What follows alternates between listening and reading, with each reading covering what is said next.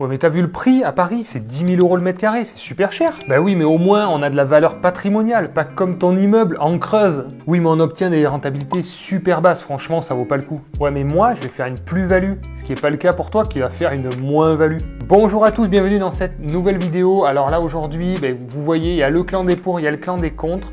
Et là, on va essayer d'y voir un petit peu plus clair sur l'immobilier à Paris. C'est parti.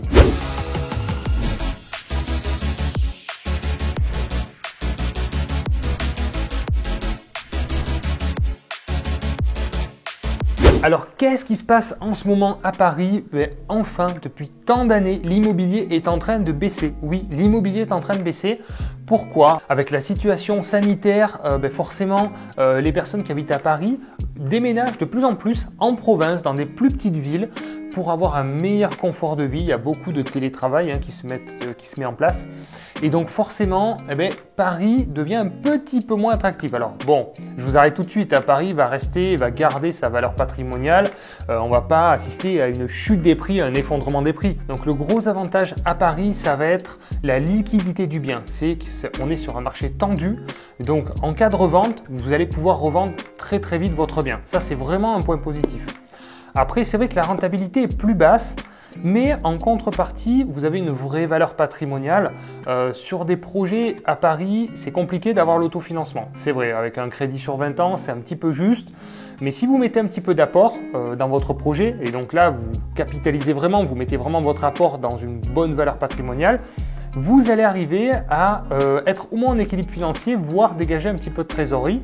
Ce qui est vraiment cool sur une valeur patrimoniale comme Paris, je trouve ça très intéressant. Après, si votre souhait c'est vraiment la rentabilité, vous pouvez toujours modifier le mode d'exploitation pour booster cette rentabilité. Donc en ce moment, c'est la colocation. La colocation, ça marche très très bien. Faites attention aux règlements de copropriété qui interdisent souvent les locations de colocation. Mais il y a des astuces pour ça, il y a des baux spécifiques qui peuvent être mis en place. Voilà, donc vous pouvez booster avec ça ou booster avec de la location courte durée. Par contre, attention, à Paris, vous avez beaucoup de contraintes sur la location courte durée.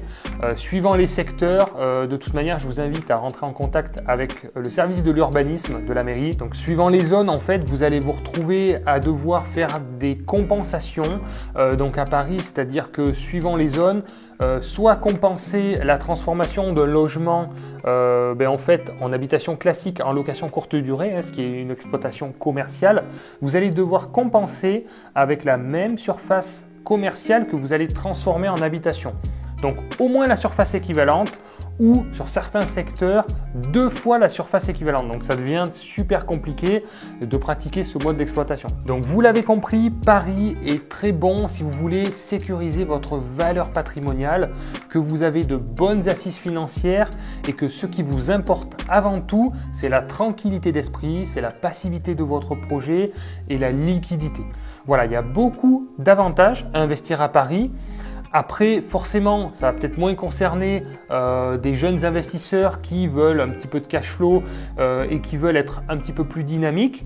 Mais sur un plan deuxième temps, ça peut être quelque chose de très sécurisant parce qu'au début, on cherche la rentabilité à tout prix et après, on en revient parce que ça demande beaucoup de temps, beaucoup de gestion, etc.